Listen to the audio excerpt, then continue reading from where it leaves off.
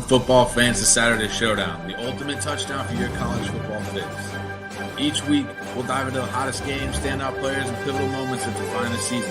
Whether you're a die-hard fan or just tuning in for the first time, we got all the stats, stories, and insights to keep you at the top of your game.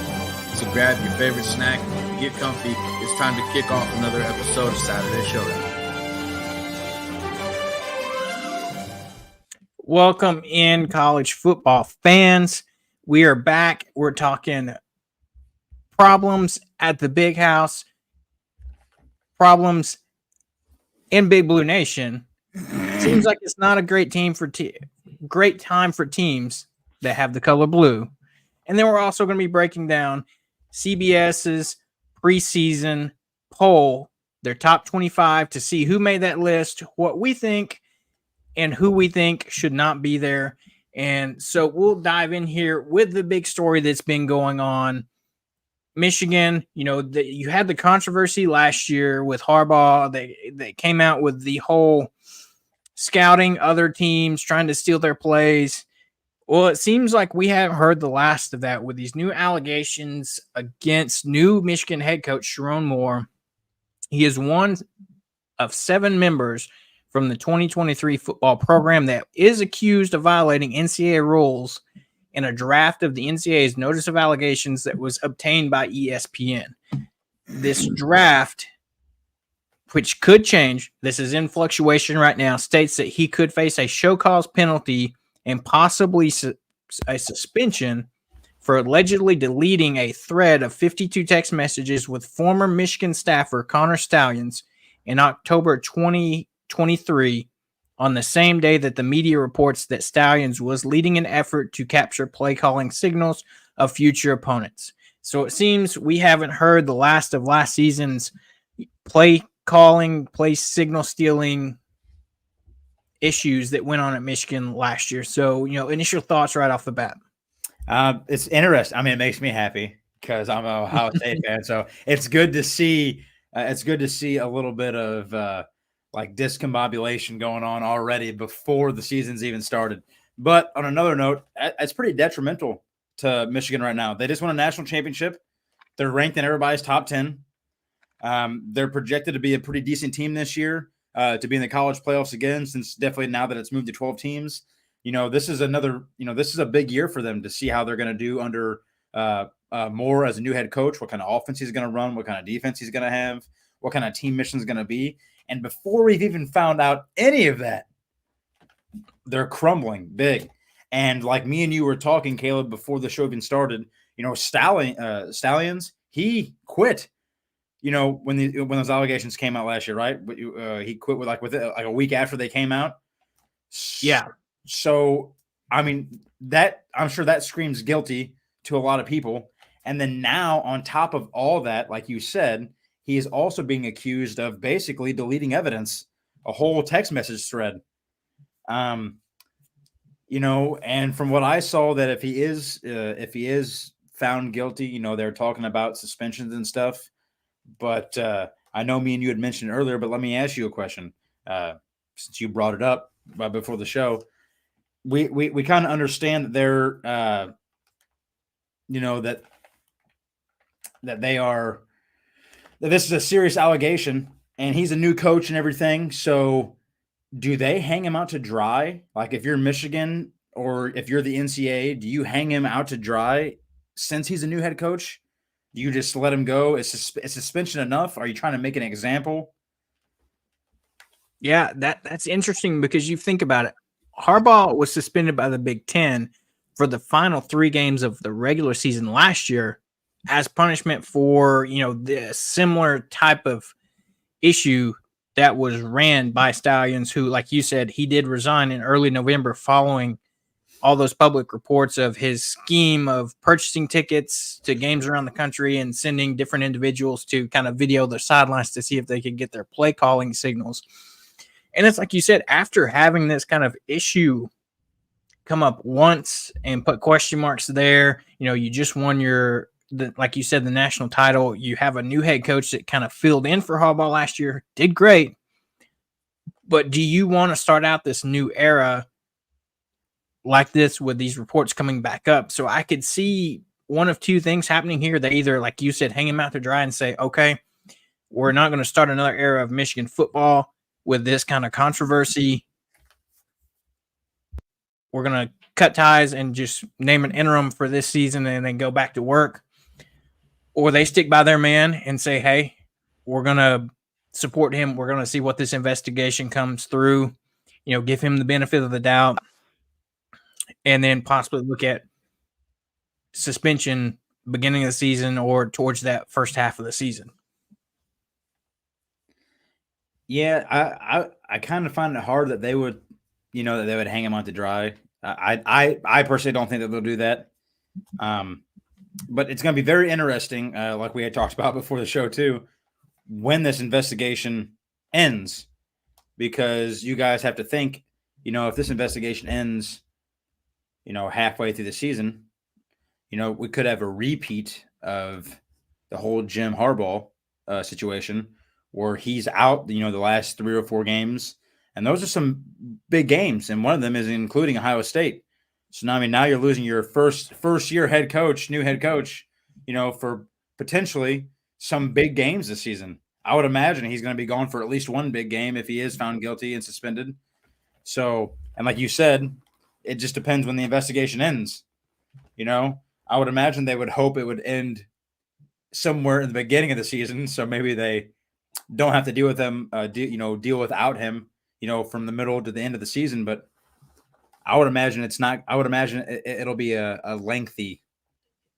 I can't even think of the word. It's going to take a while for them to figure out what's going on and to convict him and find him guilty if he is truly guilty. So, I mean that's true. You look at it. Take a look at Michigan's schedule beginning. They don't have an easy cakewalk at the beginning of their schedule. They got Fresno State at home. Shouldn't be too bad of a game. Mm-mm. Week 2, Texas. I mean, that's rough. That's a rough start. You got Arkansas State week 3. Week 4, you got USC coming to town. That'll be a rough game. And then Minnesota. After that, you go to Washington, Illinois on the road, Michigan State at home, Oregon at home. That'll be rough. Indiana on the road, Northwestern at home, and then the big one, Ohio State. Yes, last game of the season. Yeah, so you got to think, like you just said, you just named off the last 4 games. So imagine if he gets suspended. Imagine if this investigation is a lengthy one and he gets suspended the last 4 games of the season. That means he's out for Oregon and Ohio State. He's out for potentially 2 of the biggest games of the year. And even though it is a 12-team playoff, if Michigan struggles at all, because that Big Ten, it's going to be way different this year. It's going to be a lot more difficult. And I know there is 12 teams, but there's at least 3 teams in that Big Ten right there that I can think of, not counting Penn State or anybody else, just Oregon, Michigan, Ohio State, that'll be fighting for 3 spots out of the 12-team playoff. And if you're already in a tough situation, your head coach is out the last 4 games of the season, and you lose to Oregon and Ohio State, I mean, there's a chance that you might not get into a 12-team playoff.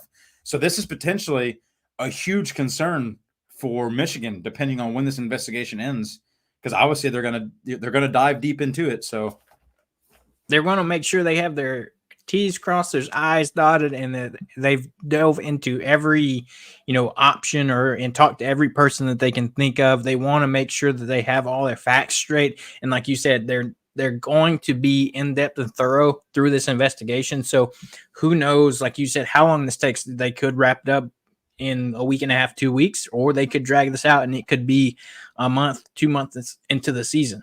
Yeah. We don't know. And God forbid if this is a super lengthy investigation and it goes longer than the Harbaugh one, and then now Sherman Moore's out for the college playoffs. They suspend him for your first game, your first 2 games. Those, I don't care what anybody says, losing your head coach, especially like if Michigan would get on a roll and has a good flow and good motion going, and then your head coach is gone, that's detrimental. They're lucky they had Sherman Moore to step in for for Harbaugh, because Sherman Moore like you said earlier, he did do a good job. He stepped up those last 3 games, especially one of them against Ohio State. But this is a different Michigan team. They don't have Blake Corum. They don't have J.J. McCarthy. They've lost quite a few of their players. They've lost quite a few of their coaching staff, including Jim Harbaugh. So now this is a whole new offense, a whole new defense, a whole new team. And this, depending on when he gets suspended, because I'm assuming if they suspend Harbaugh, I would imagine they're going to suspend him at some point in time. I mean, it could be very detrimental to their season, depending on what games he's suspended for and or when he is. Yeah, I feel like if Harbaugh gets 3 games last year from the Big Ten, and this is dealing with the NCAA, you've got to think at least 3 games, at least. It could be 3, it could be 4 or 5. Who knows? Like, it depends on, I guess, what all they find against him and what all NCAA violations he has. And, as of right now, we're still in the early stages of reporting, but it's, the investigators allege that it's not only him, multiple team interns and at least one other full-time employee knew about this scheme and participated. The draft says that Stallions led those individuals to believe that they were not doing anything against the rules. So, I mean, the NCAA says they've gathered evidence that states he was shown on the sideline at Michigan State's season opening game against Central Michigan in 23, that he was wearing a bench pass, Central Michigan coaching gear, and a disguise, according to the draft. So that states that his conduct was seriously undermined or threatened the integrity of NCAA collegiate model. So the draft doesn't say how he was able to get that bench pass for Central Michigan, but the combination of that, him resigning in November, right before all this came out, and, now you have this coming back up with a deleted text message thread of 52 texts between those two.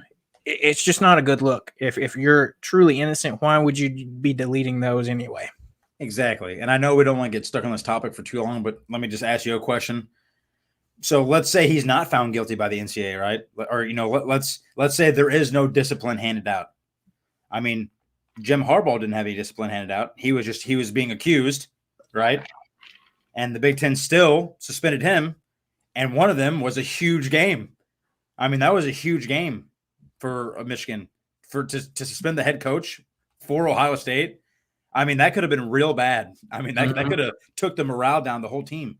So are we looking at a suspension no matter what? Is it, what do you think? Like, is it a Jim Harbaugh thing all over again? Like, even if there is no discipline handed out by the NCAA, if you're the Big Ten, do you still make an example just in case, kind of like a, hey, we don't know if this guy did it or not, but if, we want to set an example, like if you guys are going to do this, like you are going to get suspended. I mean, if you're the Big Ten, do you do the same to Moore that you did to Harbaugh? I mean, I almost say I think so. Like you said, even if the NCAA says, okay, our investigations can't find anything that's true, full evidence. And I mean, even if I'm the Big Ten, and this is kind of feeding off of last season's incident, do you make the suspension more? I mean, because this technically, even though it's his first offense as head coach, this is the school's second offense. So even though he didn't truly get it pinned on him last season, but now that he's the head guy at Michigan, I feel like even that doesn't matter if it's still the same university, employees that were there last season. He was there last season. He took over for Harbaugh. I mean, I think he at least gets that 3-game suspension, if not more. Yeah, I have to agree. I don't see how you couldn't. I feel like if you're going to suspend Harbaugh for the same situation, and now Moore has been outed, I feel like no matter what, you're going to have to hand down some sort of discipline, whether it's a suspension or whether you fine the school X amount of dollars. I feel like no matter what, something's going to have to be done. Yeah, that's true. I mean, like we said, we'll keep you guys up to date as this investigation kind of is just getting started. We're getting information constantly. This is the latest information we have from yesterday. So, we've got this week, who knows what's going to happen, as they keep investigating. So yeah, the more we hear, we'll bring it to you guys. But we'll jump over to from one blue to the other as we head to the Bluegrass State, where Kentucky has agreed to vacate all 2021 football wins for NCAA violations. So wins for 3 years ago in 2021 when they had a great 10-win season. All those victories gone after 11 of its players received impermissible benefits, so essentially NIL type benefits before it was kind of put into action. And so you look at it, another one of those things where if NIL was already in place, would this have happened? The news release came out Friday that said at least, so they know of at least 11 Kentucky players that received payments for work that was not performed at UK Healthcare between the spring of 21 and March of 22. 8 of them went on to compete and receive expenses while they were ineligible. The penalties for this level 2 violation, the less serious of the NCAA's tiered structure for its violations, includes a fine to be paid by the university, the loss of its 10 victories from 21, including its Citrus Bowl win over Iowa, plus 2 years of probation. I like we kind of had mentioned, or like I kind of had mentioned to you before the show, and I'll say it again. I feel like it's almost like no, don't do that again. I mean, why does Kentucky care about wins 3 years ago now? Why do you care? I wouldn't care. You won 10 games. It's almost like, having, Reggie Bush when he got his Heisman Trophy taken away for, the ordeal that he was involved in. He finally got it back, but everybody knew that he won. It was sad that he didn't have his trophy, but everybody knew who won. I mean, everybody knew who won. So Kentucky knows they won 10 games. Why do they care about when, like, you're going to vacate wins from 3 seasons ago? Why do I care about that? You're going to fine me an X amount of dollars. Kentucky is a huge, pure blood, blue blood, high pride, proud school that is worth millions upon millions of dollars. Like, unless you're going to fine them like $40 million or some crazy amount, there's no dollar amount that you could find them that they would be upset about. Like, money is money, but it's not like they're sweating about it. Yeah. To me, this was just a slap on the wrist, and I don't think it was even worth anything. Like, if you're trying to make an example of somebody for paying players, when they weren't supposed to, then you need to set out and make an example. I don't care who the school is, because this is what I was going to say to you before the show. If this would have been a bigger school, right, they would have made a huge example out of them. I mean, if this would have been an Oregon or a Georgia or a Texas or Ohio State, any huge school for that sport, they would have made an example of big time. They're lucky it wasn't Kentucky basketball, because then you start talking about Kentucky is a top basketball team. And if this would have been for basketball, this would have been a huge example made. But football, they're mediocre at football at best for now. They have decent seasons, but I'm just saying, bigger school like Georgia or any of those guys, I feel like this is in the headlines everywhere, that they were paying players to come play for them, and they were giving them deals, basically recruiting players. How you're not supposed to recruit them, giving them whatever they want, and they would have been made a huge example of.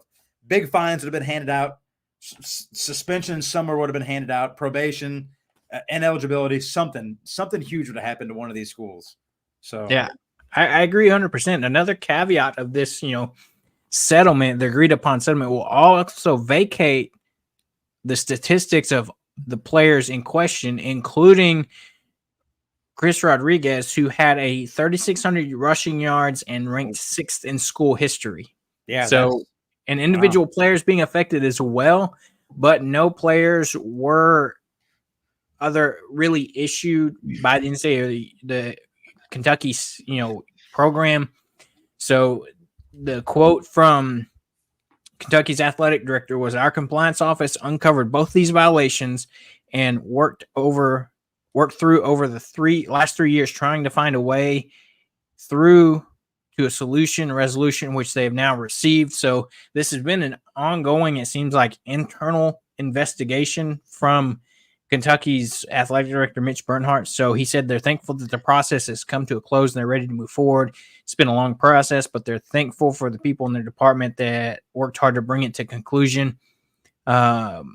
He did say he didn't want what they were announcing to diminish the efforts of what all the young players had accomplished in their program over the last 2 decades. So it's like you said, if it seems like since it's a smaller school, they're like, it's Kentucky. Okay, we're going to take your wins away from this season, maybe these player stats, and, here's a quick fine and you're on probation for 2 years. So I don't know. It's like you said, seems a little bit tailored there, but it does. Like you said, flip the table there. If this is Kentucky basketball, Kentucky's probably losing its mind. Oh, dude.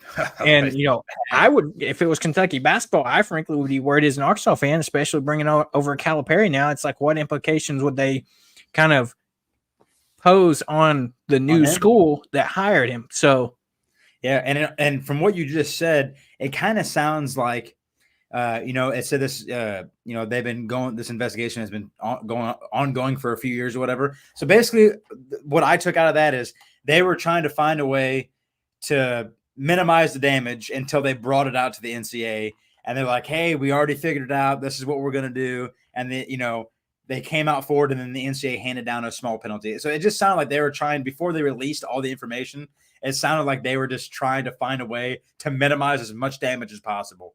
That's kind of just what it sounded like. So if this was a bigger school, they wouldn't have had that choice. The NCAA would have found that out. It would have been, everything would have broke loose. They would have showed zero mercy on a Georgia or Michigan or Ohio. They would have showed zero mercy. And in Alabama or anything, it would have been bad. You're talking probation, probably huge fines. They're probably going to take away all the stats. You're talking, I think for a bigger school, I think maybe they take away your bowl eligibility. I know they did to Ohio State that one year. Urban Meyer's first year there, he took over for, I can't remember his name, but he took over for them. But that guy got in trouble, and they went undefeated that year. They went 13-0. Was that the year right after Jim Dressel? Yeah, and then they went 13-0 Urban Meyer's first year, and then they were bowl ineligible, so they couldn't even go to the playoffs or do anything. Well, that was the year after, all that came out, I believe, was whenever Ohio State got the Sugar Bowl win over Arkansas, was that last season. Mm-hmm. And so, like you said, if it was a bigger time program, who knows what this will look like. But apparently, Kentucky self-reported the violations in September of 22. So the year after the following fall, and it held 2 players out of competition, the star running back Chris Rodriguez that we talked about, his stats being vacated, and linebacker Jordan Wright at the start of its 22 season for what was then termed an undisclosed off-the-field issues, but both players played every game in 2021. So just, you guys form your own opinions, but I think me and Caleb are both on the same page. If it was a bigger school, I think this would be a different story. But good on Kentucky for finding that violation themselves and at least making right of it. So yeah, not many schools would self-report, and so they would not. They would have held that in big time until someone blew the top off of it. So yeah, I guess I'll give Kentucky props for that. At least they know right from wrong. So. Yeah. And so now we'll jump over to we're getting to that point, and it is August 5th here. We are about 24 days, give or take, depending on your team, away from the start of the college football season, and it can't get here soon enough. Well, today, preseason polls, coaches polls were released, and we now who is being projected in the top 25 at the beginning of the year, and none other than Georgia at number 1. Who else do you stick at the top? They had maybe Michigan if you have J.J. McCarthy and Blake Corum coming back, returning guys, but with Georgia coming back, you've got Carson Beck coming back, like we've talked about, Heisman potential candidate there. That reloaded roster that Kirby Smart always seems to get. I mean, I think that's de facto number one right there. Yeah, they had all but 8 first place votes or number one preseason votes. They had 46. There was only eight votes that did not pick them as unanimous number one. So Ohio State had 7 and Texas had 1. Georgia had 46 votes for number one overall. So I would say it's not just me and Caleb's opinion. I think it's pretty unanimous that everybody thinks Georgia's the best team in football and has been. I know they didn't win last year, but I still think they're the best team in college football last year. I don't think Michigan was by far. So, I mean, again, Michigan comes into the season, I would say, for at least the third year in a row as the best team in college football right now. So, pretty. Yeah, we'll see what Georgia does. It's going to be an interesting season. There's going to be some great clashes in the SEC. They have an early season non-conference matchup with Clemson that should be a big matchup as well. So they're going to be put to the test early, but it'll be interesting to see what this Georgia team does this year. And like you said, your Ohio State Buckeyes coming in at number 2. They've got a lot of returnings, brought in some guys from transfer portal. You got to think the biggest that comes to mind for me is Quinshon Judkins, the star running back from Ole Miss, transferring into Ohio State is big time. You bring in an experienced quarterback from Kansas State to kind of take over there. So it'll be interesting to see what they do in the Big Ten. Like we said, we don't really know what's going to happen with Michigan. So this could open up, an opportunity in the Big Ten. But as we will see this year, this is a Big Ten that has had a facelift and has new members to its conference. So it's not the Big Ten of old. You have a new era of Big Ten, and it'll be interested to see what they do. Followed up, number 3, Oregon, fellow new Big Ten member that's coming in. So 2 and 3, you got Ohio State and Oregon. Any thoughts there? Change anything? Keep that how it is? I'd keep it how it is. I think you could make an argument for Oregon or at 2 and Ohio State at 3. I like Ohio State at 2. I'm just going to be prejudiced on that one. But yeah, it's going to be interesting for that whole conference. So some new teams in there, like you said, Oregon, predominantly the biggest one added to the Big Ten. So, with Will Howard coming in as Ohio State's quarterback, like you just said, he's a huge addition, but he's also played for a team in Kansas State that didn't really have as many big games as he's going to have at Ohio State this year. So that's going to be interesting to see how he handles the pressure, especially with Ryan Day breathing down his neck, because he is. So, and then Oregon with Dan Lanning and Dylan Gabriel coming in. It's going to be interesting to see if they can make a defense that can stop these teams from scoring. They were in a conference where they could put up 60 points a game and they could allow 50 points a game because no one's going to be able to keep up with their offense. They're not in a conference like that anymore. So they're in a conference where teams can score quite often. So I like that. I think it's good where it's at, but I definitely think you can make an argument if you wanted to flip Oregon to 2. Yeah, I can see that. And then, as you round out the top 5, you got Texas coming in at number 4 and Alabama coming in at number 5, running out with 2 SEC schools, 2 schools. Texas that's expected to be easily one of the top 2 teams, right up there with Georgia to be potential winners of the SEC. And then you've got Alabama that, they're Alabama, but you've got a new face on the sideline. You don't have Nick Saban out there anymore. It's going to be an interesting season to see what happens with a new coach. How do they look? Do they miss a beat, or do they just look like, the machine's still running? It's Alabama. Yes, there's a new face in charge, but they're still going to come out and do their thing. Yeah, I agree. It's going to be weird not seeing Nick Saban on the sideline anymore, but Caleb DeBoer, I think, is going to do just a fine job. He did a great job at Washington, turning that program around and making it all the way to a national championship. So if he can do that in Washington, I think he'll be able to do that. I think he'll be able to do a decent job in Alabama. He's going to have way more talent, way more recruits. I just think the one thing that's going to be different this year is they're always known for their defense. and first, and then their offense second. I think it's the same thing. Obviously, going to be known for their defense, but I don't think that their offense quite has an identity yet. So Jalen Milroe has a lot of talent, but he struggled a lot last year and was benched 2 or 3 times. So from what I know, he's going to be the starting quarterback, but that's definitely something to keep an eye out for, because if you can have a great defense all you want in the SEC, but if your offense can't score, it's not going to end up very well for you, because teams like Texas and Georgia, and Ole Miss, they're going to score whether you like it or not. Like it's happening. So that's going to be interesting. That'll be interesting. And I think Texas, rightfully so, deserves to be number 4. They're a really good team. Quinn Ewers coming back. Basically, it's a repeat of the same team. So they're just in a new conference.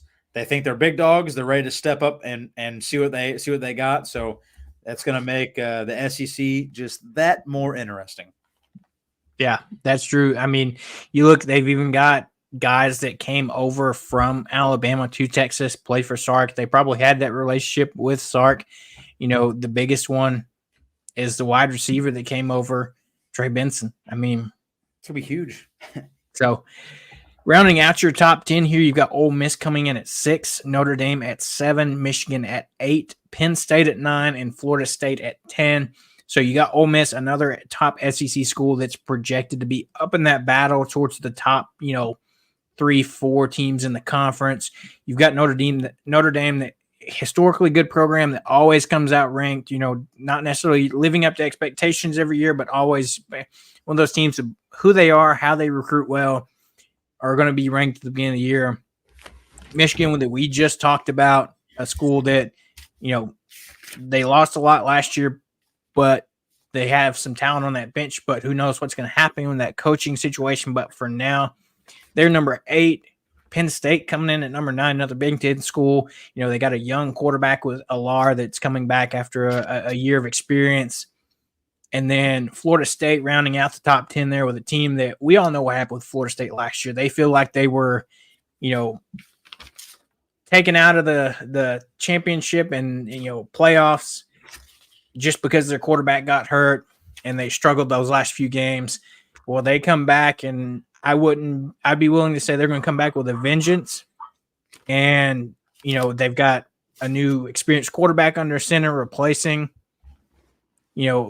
last year's quarterback in DJU coming over from Oregon State, previously Clemson before that.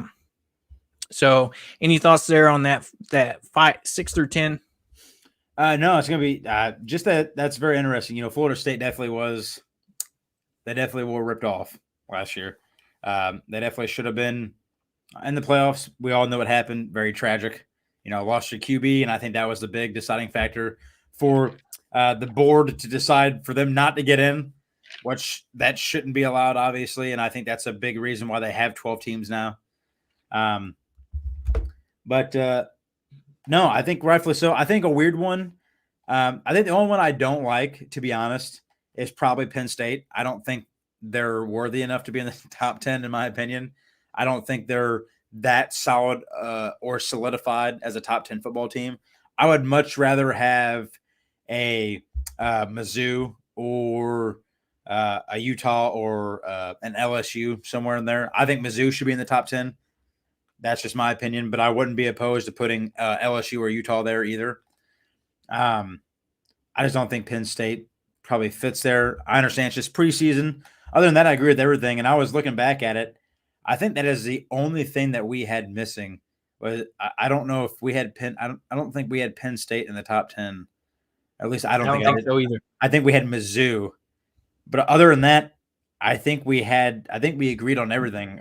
We had Georgia, Ohio State, Oregon, Texas, Alabama, Ole Miss, Notre Dame. We had Michigan, and we had Florida State. I think the only one that we had that's different is they have Penn State and we had Mizzou. So it's pretty decent predictions. I mean, we basically picked the same thing as CBS besides one team. So one thing I did see, I mentioned to you earlier, we're looking at CBS. The one we were talking about earlier. It was like a CBS 24/7 sports mix between their preseasons. And I don't know why, I find it weird, but they had Utah as number 10. like right off the rip. And then they also, I mean, CBS has them ranked too, but they have Kansas in the top 25. I think that's a pretty bold move. They have Kansas in the top 25. They have Kansas as number 24. I think that's a pretty bold move. I'm not going to lie to you. But as far as like top 10 goes, I mean, I wouldn't say I wholeheartedly disagree with anything in there. You know, I could make a case for Penn State not being there, but overall, I mean, I would say it's pretty spot on.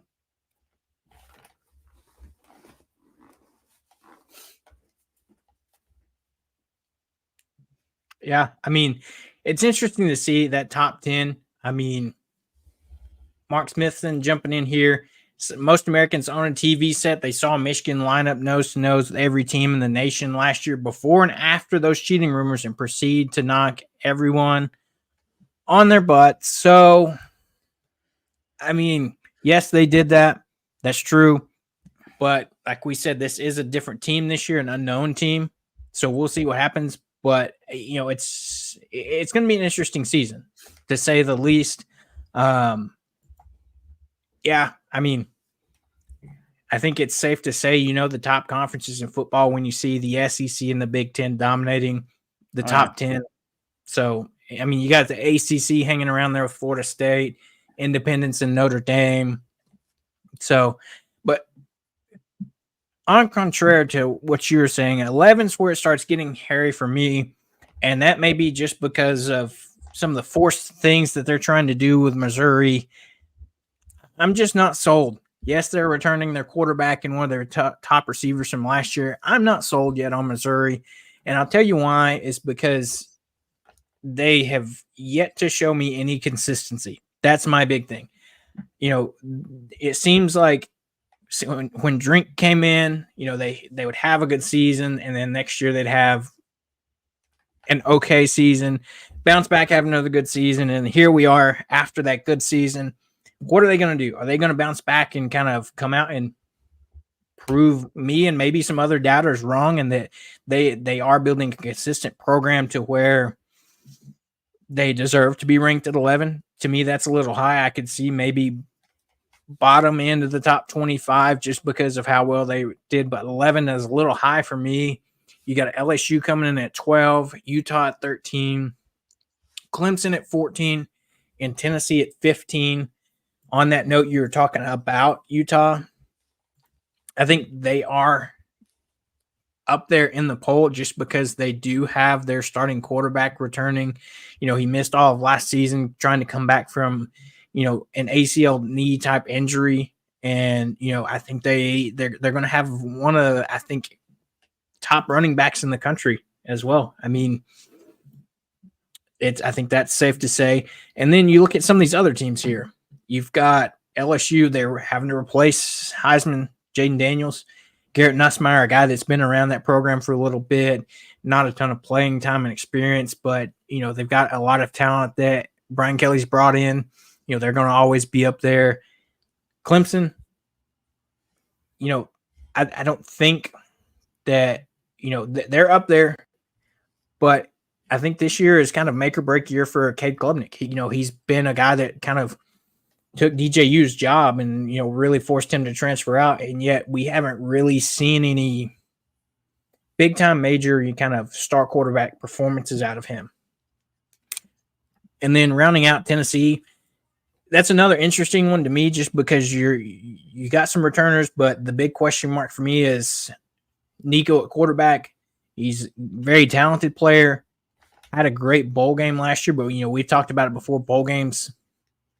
How much can you really tell from those with, you know, half the bowl games you have players sitting out and, you know, you don't have starters 100%. So I'll be interested to see what he looks like once he enters in and goes through what will be his first full SEC schedule. Yeah, I wholeheartedly agree with basically everything you just said, especially the Mizzou part. I like Mizzou in the top 10. Because I want to give that to them. But like you said, I will say this, and I will agree with you. They are very inconsistent, and I know a lot of people who are watching that are Mizzou fans are probably going to get a little upset. But I I'm going to wholeheartedly say without Cody Schrader last year, they're an awful team. They lose a lot of games. He carried them through a lot. Like he carried them. I think he was averaging like 125 yards a game and 2 touchdowns or something like that. He carried them through a lot of that season. Whenever they struggled at all in offense, what did they do? They didn't throw the ball. They gave him the ball. That's exactly what they did. And he definitely made the most out of every carry. So I would definitely say they would not be ranked nearly as high as they are now or what they were last year if it wasn't for him on the team. And that's not trying to knock any other players' individual talent on there. That's just me saying Cody Schrader was the man for that team, and he was doing man things by carrying the ball for 120, 130 yards a game, 150 yards a game, whatever it was, and 2 touchdowns. You know, he was an unstoppable force. LSU, I like them. Utah, I did not know that their quarterback was returning, so that's very interesting to hear. Yes, I looked it up. Cam Rising, he is a senior, 6'2", 220. So he's coming back after missing the entire last season, which before, they kind of said he was going to miss last season. They were talking him up to be a potential dark horse kind of Heisman candidate last season. So, how does he bounce back from that injury and how does he look this season, for the Utes? Yeah, I did not know he was returning. I had no idea. So I understand why some people have him ranked in the top 10, and I understand why they're ranked at least within the top 13. Clemson, I think they're going to kind of be a mediocre team. In Tennessee, like you said, is going to be very interesting. You can have a good player, but is your team good enough? A good player is not going to win you a game. That's why football is it is a team sport, not one individual player. Can they win you? Can one individual player win you a game? Yes. Can they win you a whole season? Not going to happen. It's not. There's too much. What did you see that was, I feel like, the exact storyline of USC last season with Caleb Williams. Can he win you games? Absolutely. Sure. He can throw for 500 yards a game and 6 touchdowns. But you saw games, plenty of them, especially against Utah, 3 times? Something like that. For 300, 450 yards a game, 6 touchdowns, and still losing. And still losing the football game. So one player can give it his all, but it is not an individual sport by any means. So I'm glad that Tennessee, has a good QB. But as an overall team, 15 is probably a decent spot for them. I feel like a lot of these teams that we're going to get into there's a lot of unknowns. I feel like anybody can be placed anywhere from 11 down. I feel like anybody can be switched out anywhere. So, yeah. And we'll keep rolling here. 16 through 20, you have Oklahoma coming in at 16, Kansas State at 17, Oklahoma State at 18, Miami at 19, and Texas A&M at 20. So you've got, 2 SEC teams, a couple of Big 12 schools, ACC right in there. Oklahoma coming in at number 16. We kind of saw what they did last year. Great defense, enough offense to get things done. They lose their quarterback from last season and Dylan Gabriel transferring to Oregon. You've got Kansas State. Like we just talked about, they lost Will Howard, headed to Ohio State. So they've got a replacement there, but we'll see what they do. Oklahoma State, this is an interesting program, that you've got Ollie Gordon back, one of the top running backs in college football this season returning. You've got Alan Bowman, quarterback, returning. I believe their entire offensive line are either seniors or redshirt seniors returning. So they have the chance to be good, but will they step up into, honestly, a wide open Big 12 now that you don't have Oklahoma and Texas anymore? And then Miami and the ACC, we'll see what they do. They got Cam Wade, I believe, transferred in from Washington State.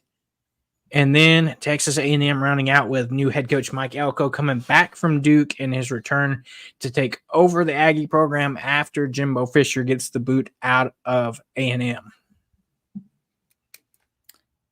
Yeah, that's it gets interesting the farther we go down. I just want to mention one thing about Oklahoma. I have one of my bosses at work is a huge Oklahoma fan. His daughter went to Oklahoma. They drive down there every year to watch a football game in Oklahoma. I just remembered it because we were talking about them. But he's a super fan, like just a super fan. I feel bad for Oklahoma. I truly do. They're starting in the SEC. They're trying to make a big name for themselves, you know. Or did they go to the SEC or are they still 12? Nope. This year's SEC. Yeah, them and Texas are the two that came over. So they're trying to make a name for themselves, just like Texas is going to. And Oklahoma is one of those pure blood football schools. They always have a decent team. It's just if they're going to be good or not.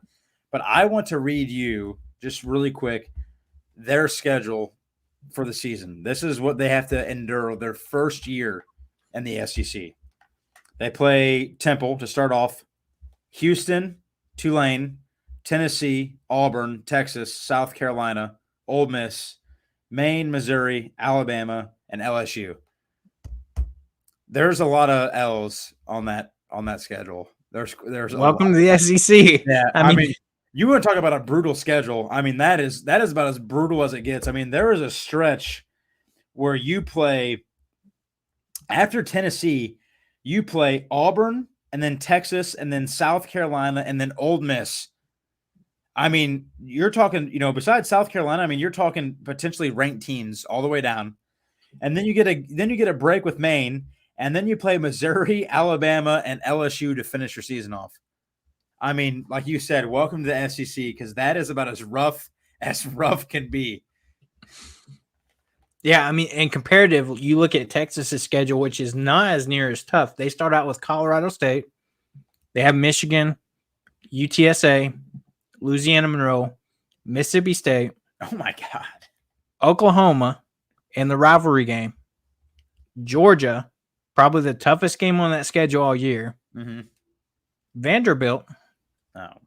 Florida, Arkansas, Kentucky, and Texas A&M. Yeah, I mean, Oklahoma definitely got – They got the bad draw there. Yeah, they did. Yeah.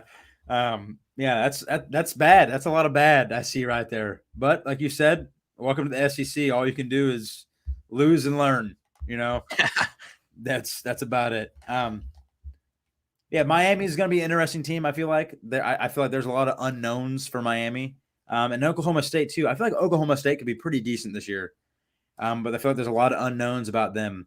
And then Texas A&M, that'll be a very interesting team, especially when they go up against Texas to relive that old rivalry. So that'll be that just adds a lot more fuel and drama to the. And that's actually for those two schools their last game of the regular season. So wow. So and it'll probably be a close game. Those are always the games that end up being like a one-score game. So yeah. So as we wrap out the top 25 here preseason poll, you've got Arizona at 21, NC State at 22. USC at 23, Kansas at 24, and Iowa at 25. This one, I mean, we thought those last five were a little out there. This one, I mean, Arizona, sure. I mean, I guess if NC State, maybe they have a chance to, I think, surprise some people there just because in the ACC they've got Grayson McCall transferred in from Coastal Carolina. So they're getting an experienced, talented quarterback. USC, I mean, you're having to replace Caleb Williams, and what are they going to do there? I mean, they've got some young talent. Kansas, I mean, I truly don't know what to say about Kansas. I mean, they caught fire, I know, for a little bit last year for a handful of games that actually looked pretty decent. But, I mean, I wouldn't say they play the toughest teams out there. So, and then you have Iowa. You know, Iowa's always around and about up there. You know, they a tough defensive school. They don't score a lot of points. If you see their point spread over the past few years, it is they don't put up a lot of points. They've won games, low scoring games. But I mean, I want to talk about this. You look at Kansas's schedule.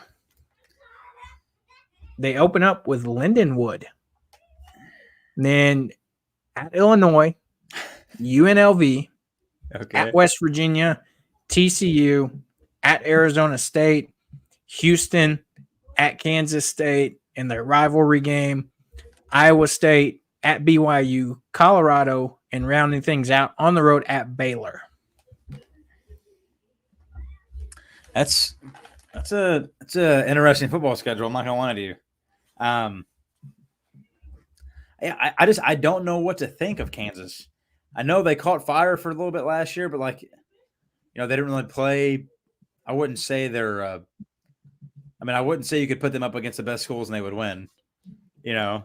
So the game that the thing that I found crazy about the last 5 is I understand that you have to replace a lot at USC, but to have Arizona and NC State above them, that's vile to me.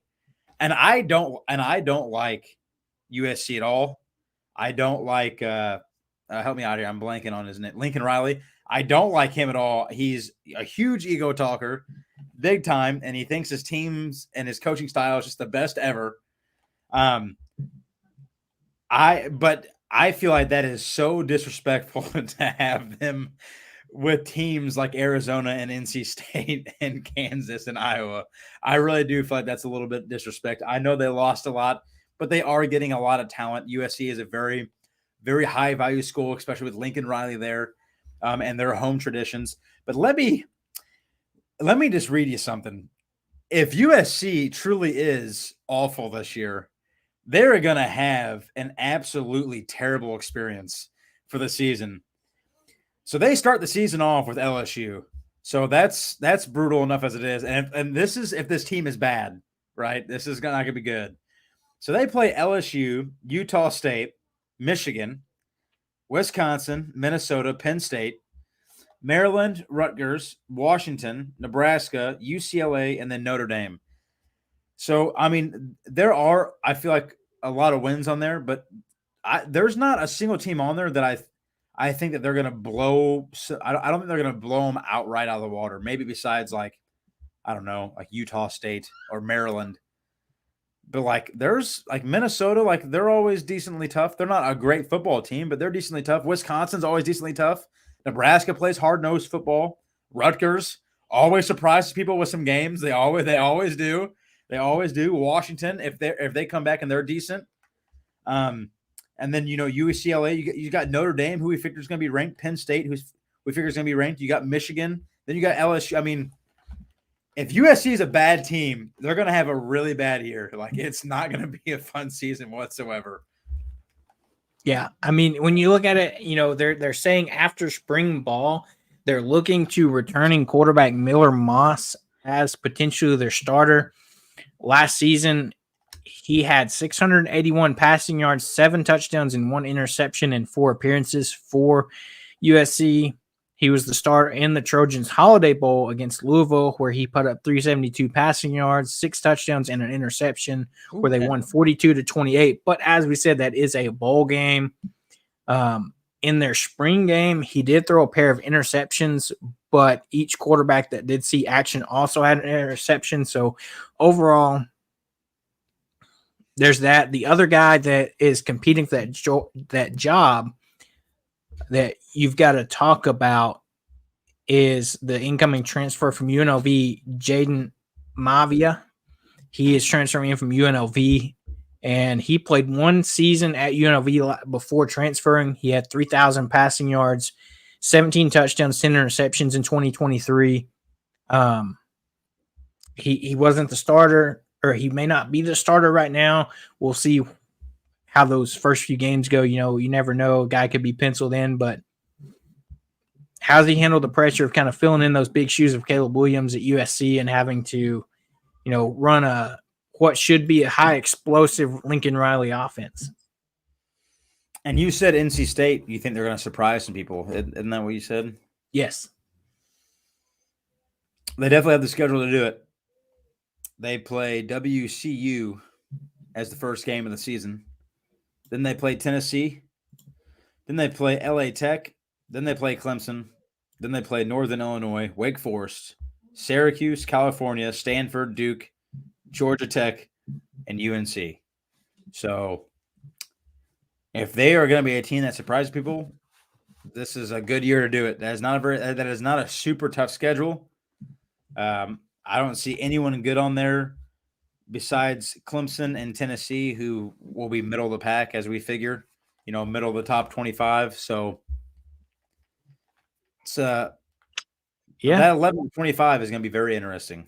I feel like, depending on schedules and how teams actually turn out to be, I feel like it's going to be a dogfight for those 12 spots. Yeah.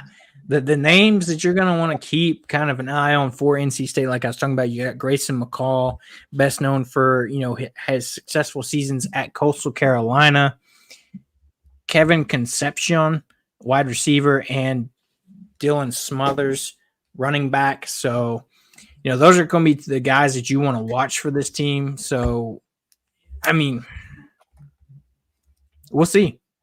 They have the chance, like you said, in the ACC with that schedule to surprise people. Yeah. I mean, they could be right up there with maybe Miami or Florida State or Clemson towards the top end of that ACC. We'll have to see.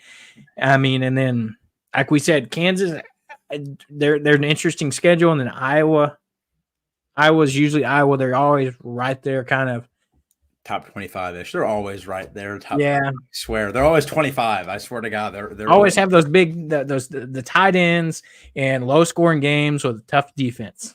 Yeah. That's what I think of when I think of Iowa. If they could get an offense, they'd be a really good team, I feel like, because their defense is just, they stop everybody. They just can't score any points. So it's that, in my eyes, that 11 through 25 spot, I really feel like is up for grabs for anyone. Now, when I say anyone, I don't think Kansas is going to jump down to number 11 or anything like that, but I definitely feel like anyone has a chance to do anything. And there's 12 spots available for the college playoffs, and I think the top 4 are probably solidified, but I think the 8 spots after that are going to be a dogfight for anyone and everyone, because crazy things happen in college football every year. Teams come out of the woodwork that you don't think are going to be there. They always end up being ranked high, and you never know what's going to happen. So, and that's why we love college football. Yes, 100%. And with that 12 teams, anything can truly happen now. I mean, anything. You get some team that comes in as a 12 seed and they're on fire. That's all you need to do is be on fire at the right time. That's it. So, I mean, yeah. So, I mean, when you look at it, the season, like I said, season's almost here. You've got always those interesting week 0 matchups, to say the least. But as we get closer, it can't get here soon enough. First big, as far as FBS game, you're looking at Saturday, the 24th of August. So, we're 20 days away or 19 days away. 19 days away. You've got Florida State at Georgia Tech. A little over 2 weeks, boys, and college football is officially back. I was about to say Florida State, Georgia Tech, Montana State, New Mexico, SMU, Nevada, and Delaware State, and Hawaii. Well, not a lot of interesting games right there, but Florida State, it'll be good to see how they come out. I know it's against Georgia Tech, but obviously teams want to make a good first impression. So they'll probably show no mercy for at least the first half. So it'll be kind of interesting. That first week, that first game for everybody, you're going to be able to see exactly who they are. That first game is going to show you exactly what that team is about. So a lot of people think Florida State's going to have a really good year this year. So I know that you said they're playing Georgia Tech or whatever, but they're going to come out showing no mercy. They're not going to come out and start taking it easy. And this is the game this year that is being held in Dublin, Ireland as well. No kidding. Dublin, Ireland. Wow. If you remember, Notre Dame played in that game last year. Oh, okay. Yeah. Okay. I do remember. And so this year it's Florida State, Georgia Tech. The line right now with a little over 2 weeks out is Florida State minus 12 with an over under of 55.5. Yeah. Well, if I think they're going to be. I think Florida State is definitely top 10 worthy. So it's just going to be interesting to see how their offense is going to come out. I know a lot of people, are just they want to see how they're going to play after what happened last year. If it's like a revenge type of season. So I kind of hope it is a revenge type of season. I always like to see that. So I do hope they do well. And to have it in Dublin, Ireland that's also a pretty cool experience. I was about to say another one of those early season games I'm circling is Colorado and North Dakota State. A lot of people have been talking about this game, and Colorado is only favored by 8.5. You say North Dakota State or South Dakota State? North Dakota State, the Bison. The Bison. Yeah, that'll be 59.5 over or total. Under 59.5. Coach Prime better be on his game this year, because I would feel like I understand he's trying to build a program, but it's college football and they're not going to give you too many opportunities to sit there and lose. Not at all. Especially when you have as much talent as he does on that football team, including his son, who we both agreed could definitely end up being a Heisman. He was definitely in the talks for Heisman early last year, obviously before he started getting hit about 20 times a game. Travis Hunter's coming back healthy. So I was about to say, it's hard to throw the ball when you're kind of laying on the ground and getting sacked every other play. I understand that from a perspective of that's how our quarterback was last year. So understandably. Yeah. If they can just keep him healthy, they'll be good. Yeah. It'll be an interesting season, to say the least. We will come back at you guys in a couple weeks. We are getting very close to switching into a weekly show. We'll come back and, we'll have our college pick'em going again. We'll have our picks each week. We'll set it up for you guys. Join in however you want. But that was another episode of Saturday Showdown. Like I said, we'll be back in a couple weeks as we are getting ever closer to this college football season. And until next time, we'll see you guys in 2 weeks.